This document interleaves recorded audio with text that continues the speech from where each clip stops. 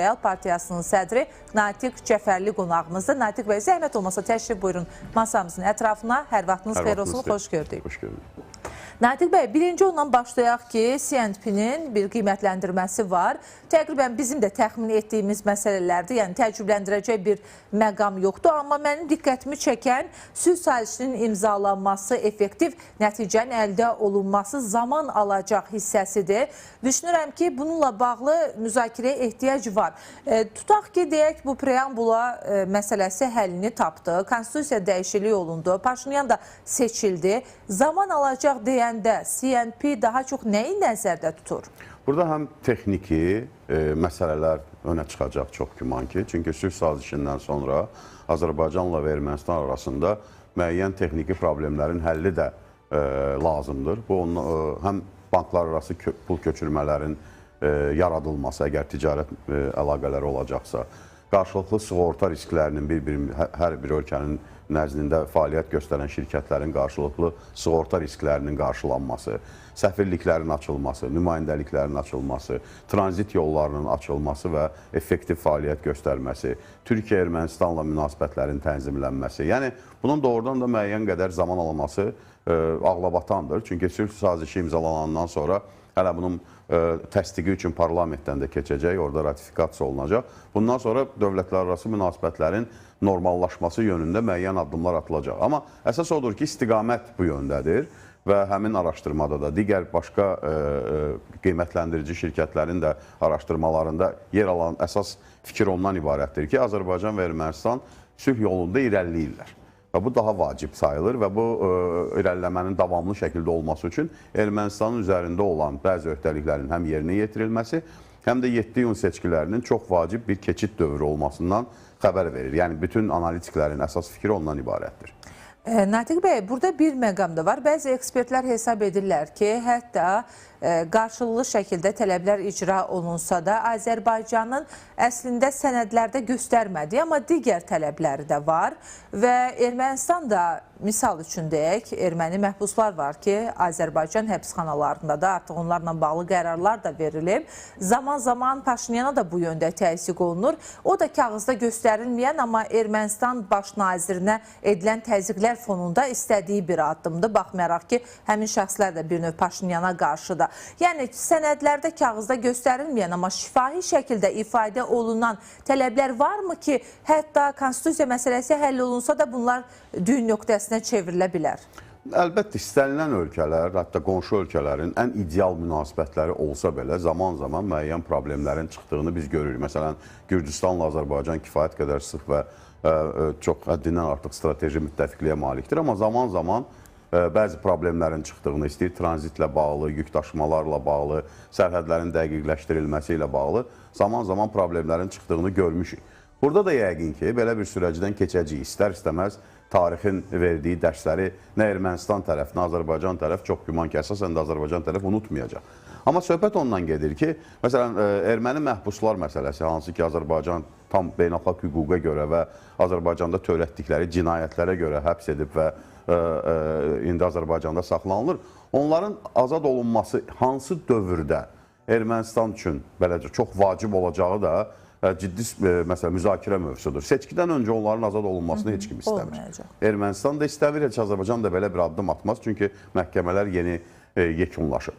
Ondan sonraki dövrdə, əgər bu sülh prosesində və əlaqələrin normallaşdırılması prosesində ehtiyac yaranarsa, Azərbaycan prezidentinə müraciət edərlərsə, əflə bağlı və bununla bağlı müəyyən prosedur qaydaları var. Bu müraciətlərin bir neçə ildən sonra, 1 ildən, 2 ildən, 3 ildən sonra baxıla bilər. Amma bunu Azərbaycan tərəfi qapını heç vaxt bağlamayıb, çünki prosedurlar bunu tələb edir. Yəni, deyirsiniz, həmin o müharibə cinayətləri törətməkdə təqsirləndirilən şəxslərin gələcəkdə Ermənistana verilməsi məsələsi gündəmə gətirilə bilər? Ən azından müraciətlər olacaq onlar tərəfdən. Yəni, müraciət də nə deməkdir? Müraciətin əsas prezidentə əgər əfv üçün müraciət eləyəcəklərsə, deməli, günahlarını etiraf etmiş olacaqlar. İndi bu məhkəmə prosesində heç biri öz günahını etiraf etmək istəmirdi. Azərbaycana qarşı törədilən cinayətləri etiraf etmək istəmirdi.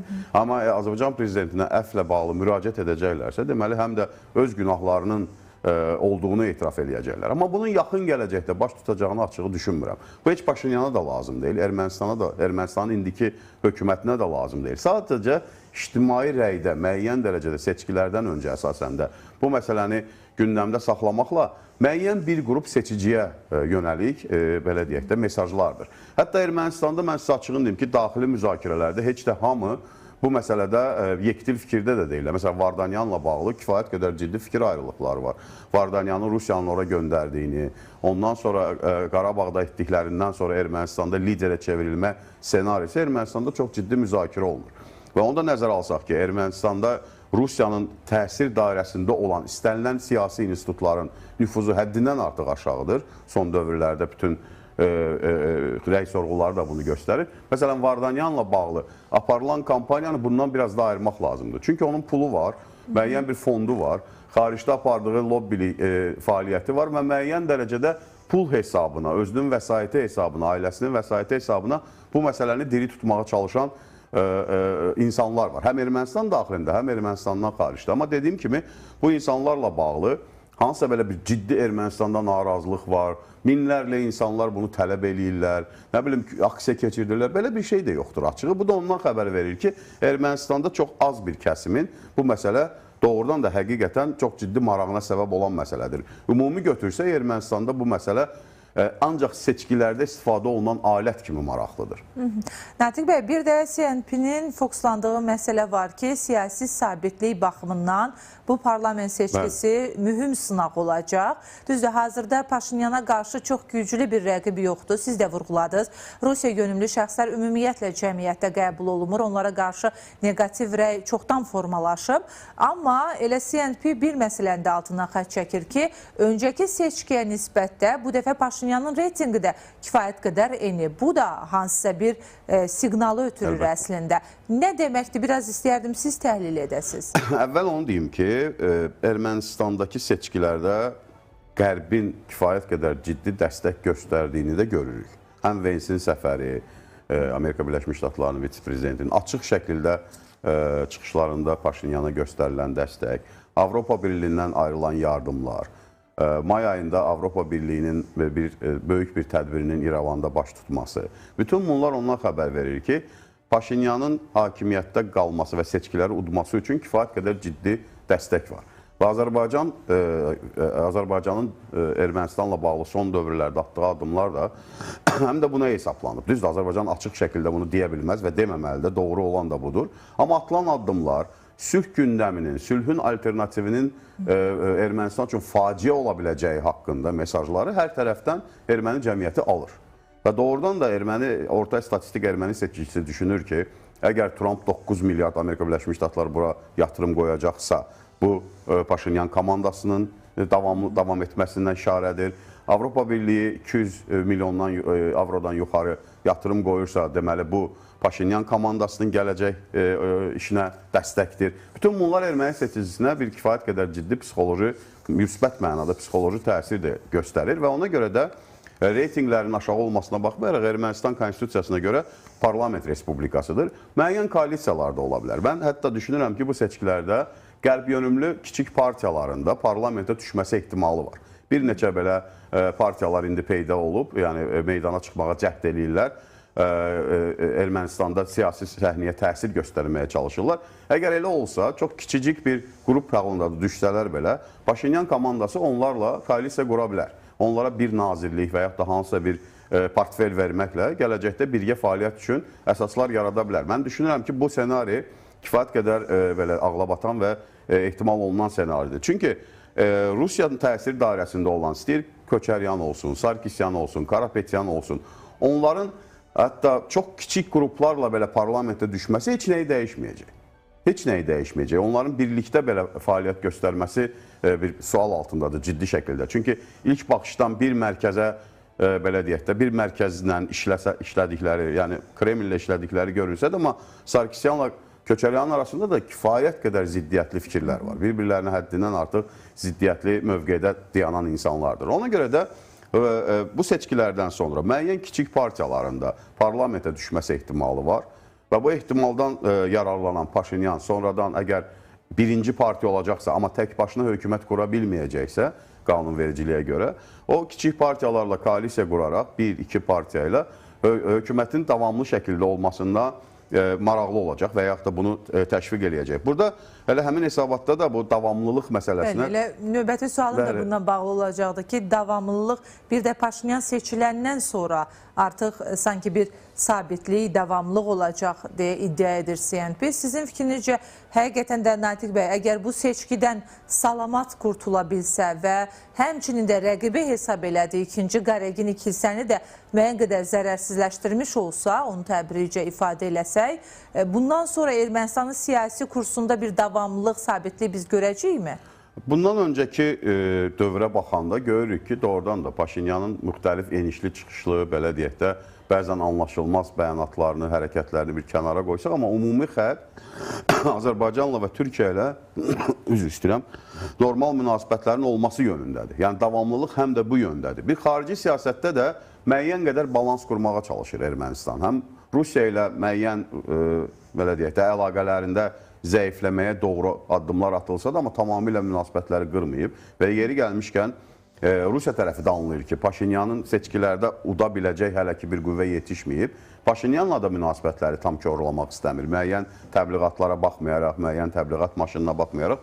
Çünki Ermənistan hələ KTMT-nin üzvüdür, dondursa da fəaliyyətini. Avrasiya İttifaqının üzvüdür, Gömrük İttifaqının üzvüdür. Rusiya ilə ticarət dövriyyəsinə baxanda fantastik artım var bu son 4 ildə. Çünki Rusiyanın bəzi məhsullarının sanksiyalara məruz qalan məhsullarının Ermənistan üzərindən ixrac olunmasını təkrar həyata keçirir və burada söhbət milyardlarla dövriyyədən gedir. Yəni, bu da onu göstərir ki, tamamilə Rusiyada Paşinyanı tamamilə çıxdaş etməyə və yaxud da tamamilə kənarda qoymaq üçün addımlardan çəkinir. Çünki onun yerini doldura biləcək hələ qüvvələr hazır deyil. Davamlılıq deyəndə mən düşünürəm ki, burada həm də konstitusiya islahatları nəzərdə tutulur. Çünki Paşinyan komandasının çıxışlarına mən diqqətlə izləyirəm erməni mətbuatında. Təbii ki, onlara qarşı ilk irad, onlara müxalifət tərəfindən ondan ibarətdir ki, Azərbaycan nə deyirsə siz onu eləyirsiniz. Konstitusiyanı da Azərbaycana görə dəyişirsiniz. Təbii ki, bu seçkilərdə xalq qazandırmayan bir mövqedir Paşinyan komandasına. Ona görə də onlar artıq ritorikanı dəyişiblər. Son bir neçə həftədir bu açıq aydın görünür. Onlar Ermənistanın önündə olan problemlərin həll etməsi üçün yeni konstitusiyanın çox vacib olduğunu söyləyirlər. Əslində Paşinyan elə bununla başlamışdı konstitusiya islahatına getməliyik deyəndə. İlk tezisi də buydu, amma yenə də ona təzyiqlər var idi. Mətbuatdan təzyiqlər var idi. İndi düşünürəm ki, yeni konstitusiyanın yeni mətnində belə deyək də, erməni cəmiyyətinə həddindən artıq xoş gələ biləcək məqamlar da olacaq. Çünki konstitusiya belə bir səs verməsi elə olur ki, tamamına səs verirsiniz də konstitusiyanın. Orada elə bir maddələr olacaq ki, məsələn, sosial müdafiə ilə bağlı. Məsələn, insanların sosial müdafiəsinin konstitusiya zəmanəti alınması ilə bağlı. Və yaxud da Avropa Birliyinə üzvlüyün mərhələləri şəkildə həyata keçirilməsi ilə bağlı. Yəni, içində əridəcəklər deyirsiniz əslində. Tamamilə doğrudur. Yəni, elə bir cəmiyyətə çox xoş gələ biləcək mesajlar da olacaq konstitusiyanın içində ki, cəmiyyətdə də o algı dəyişsin. Cəmiyyətin də bir qismi doğrudan da hələ də düşünür ki, Azərbaycan güclüdür, Azərbaycan həddindən artıq baskı qurur Ermənistana və Ermənistan hətta konstitusiyasını belə Azərbaycana görə dəyişir. Burada müəyyən həqiqət payı var, amma erməni cəmiyyətində seçkilərə gedərkən bu fikir yaranmasın deyə və yaxud da ki, arxa plana keçsin deyə bu konstitusiyada çox maraqlı erməni cəmiyyətinə belə deyə müsbət təsir göstərə biləcək məqamlar da olacaq. Mən yayılan məlumatlarda onu gördüm ki, məsələn, doğrudan da bu sosial zəmanətlə bağlı, sosial müdafiə ilə bağlı konstitusiya zəmanətləri olacaq. Məsələn, minimum əmək haqqı ilə bağlı, minimum təqaüdlə bağlı, dolanışıqlarla bağlı müəyyən zəmanətlər olacaq. Bu da insanların gündəlik dolanışığına birbaşa təsir edən amillərdir deyə ən azından kənarda qalan və yaxud da seçkilərdə marağını azaldan insanların mobilizasiya olunmasında ciddi rol oynayacaq və istər-istəməz bu dünyanın bütün ölkələrində belədir. İstəyir demokratik olsun, istəyir demokratik olmasın. Hakimiyyətdə olan, hökumətdə olan qüvvələrin mütləq mobilizasiya resursu daha çox olur. İstənilən halda daha çox olur. Və onu da nəzərə alsaq ki, Ermənistanın bəzi şəhərlərində Paşinyanın partiyasının həm də bələdiyyələrin də qalibidirlər regionlarda. Məsələn, ən son seçkilərdə çox maraqlı şəkildə Eçmədizində bələdiyyəni Paşinyanın partiyası uddu. Əslində, hamı əksini gözləyirdi. Çünki elə kilsənin də ona qarşı mübarizə çox ciddi bir mərkəzlə paytaxtı sayılırdı erməni kilsəsinin, amma odda orada. Yəni bələdiyyələrdən də mobilizasiya gücü çox vacibdir. Yəni Ermənistanda düzdür, əhalinin böyük qismi İrəvanda yaşasa da, seçicilərin böyük qismi İrəvanda yaşasa da, amma bölgələrdən gələn səslər həlledici olur həmişə. Natiq bəy, biraz da istərdim İran-Azərbaycan əlaqələrindən danışaq. Çünki İranın yol və şəhərsalma naziri hazırda Azərbaycandadır. Hətta Azərbaycan prezidenti ilə görüş də keçirilib. Məsud Pezeşkanın salamlarını da çatdırıb dövlət başçısına. Və İranla Azərbaycan arasında çox ciddi təzadlı dövrlər olub və deməzdik ki, bu tamamilə aradan qalxıb, amma xeyli dərəcədə yaxşılaşıb əvvəlki dövrlərlə müqayisədə. İndiki məqamda bu qədər regional gərginliyin baş verdiyi bir vaxtda, Amerika Birləşmiş Ştatlarının İrana sərt təhdidlərinin də davam elədiyi bir zamanda İran Azərbaycana ehtiyac duyurmu deyə yumşaq davranır, yoxsa həqiqətən də Azərbaycanla əlaqələrinə kifayət qədər önəm verir deyə? Burada bir neçə istiqamət var və bunlar heç bir-birini təqzib etmir. Birincisi, Azərbaycana Qərblə münasibətlərlə, Amerika münasibətlərində bir arabulucu kimi baxmağa çalışır İran. Çünki Azərbaycanın indiki prezidenti və Amerika Birləşmiş Ştatlarının prezidenti, administrasiyalar arasında kifayət qədər sıx münasibətlər var. Həm də İsrail faktoru var burada. Əlbəttə, həm də İsrail faktoru var. Azərbaycan bəlkə də doğrudan da yeganə müsəlman toplumu olan bir dövlətdir ki, İsraillə bu qədər sıx münasibətləri var və bu da Azərbaycanın təhlükəsizliyində mühüm rol oynayan amildir və bu xətt davam etdirilir. Ona görə də bu həm bir danışıqlarda müəyyən mesajların Azərbaycan üzərindən ötürülməsi kanalı kimi baxılır. Azərbaycana bu dərəcədə önəm verilir. İkincisi, Azərbaycanla münasibətlərin pisləşməsi İrana nə qazandıra bilər ki? Bu vaxta qədər nə qazandırıbsa, yəqin ki onu. Onu bu vaxta qədər də heç nə qazandırmayıb. Belə açıq danışsaq, açıq danışsaq heç nə qazandırmayıb və buna görə də bax bu qarşıdurmanın davamlı şəkildə olması İrana bir gətirisi yoxdursa, niyə İran bunu davam etdirməlidir? Çünki Azərbaycanın qurduğu təhlükəsizlik çətiri kifayət qədər güclüdür və İran da bunu anlayır. Üçüncü məsələ iqtisadi belə deyək, layihələrdən kənarda qalması İrana nə verəcək? Heç nə. Və Azərbaycan indi logistik mərkəzə çevrilir. İstəyir Zəngəzur dəhlizinin açılması, istəyir Şərq-Qərb dəhlizinin genişləndirilməsi, Şimal-Cənub dəhlizinin gələcək perspektivləri. Bu anlamda Azərbaycanın bu layihələrin mərkəzində, coğrafi olaraq mərkəzində, həm də bəzi layihələrin siyasi olaraq mərkəzində yer alması İranın da bu layihələrdən kənarda qalmamasına çabaladığını görürük. Çünki İran üçün də doğrudan da sərfəlidir. İranın son illərdə müharibədən sonra, 2-ci Qarabağ savaşından sonra Zəngəzur koridoru ilə tutduğu mövqe fiyaskoya uğradı açıq. Yəni, davamlı şəkildə bu mövqeyini aparması bir neçə il. Zəngəzur dəhlizinin açılmasına qarşı olması İrana heç nə gətirmədi. Əksinə, müxtəlif suallar yaratdı da. Yəni, bu birincisi, tutalım bu koridor indi Trump yolu adı altında fəaliyyəti başlayır. Yəni, müəyyən texniki layihələr də həyata keçirilir. İran buna necə mane ola bilərdi? Amma xatırlayaq, 2 il, 3 il, 4 il bundan qabaq biz buna mane olacaq, buna imkan verməyəcək kimi bəyanatlar səsləndirilirdi. O zaman masada Amerika Birləşmiş Ştatları yox idi axı, məsələ oldu. İndi gəlir Azərbaycanın da qurduğu belə də konfigurasiyona gətirdi, çıxartdı ki, indi Amerika Birləşmiş Ştatları masadadır. İndi necə mane olacaqlar? Heç cürə. Ona görə də mən düşünürəm ki, İran ən azından indiki prezident Pezeşkan və onun komandası daha pragmatik düşünürlər. Onlar ideoloji, dogmatik, belə deyək də, dogmalardan daha kənarda olmağa çalışırlar. Və Azərbaycanla münasibətlərin yaxşı olması İranın da dividendlər gətirəcəyini, İrana da sərf edəcəyini düşünürlər. Doğrudan da bir anlıq təsəvvür etsək ki, həm Şimal-Cənub dəhlizi, həm Şərq-Qərb dəhlizi və İranın Qara dənizə çıxış imkanları, İranın indi Fars körfəzinə özü çıxa bilir, öz ərazisidir, amma Qara dənizə, oradan isə Avropaya çıxma imkanları məhduddur, kifayət qədər məhduddur. İndi Azərbaycan üzərindən bunu həyata keçirə biləcək.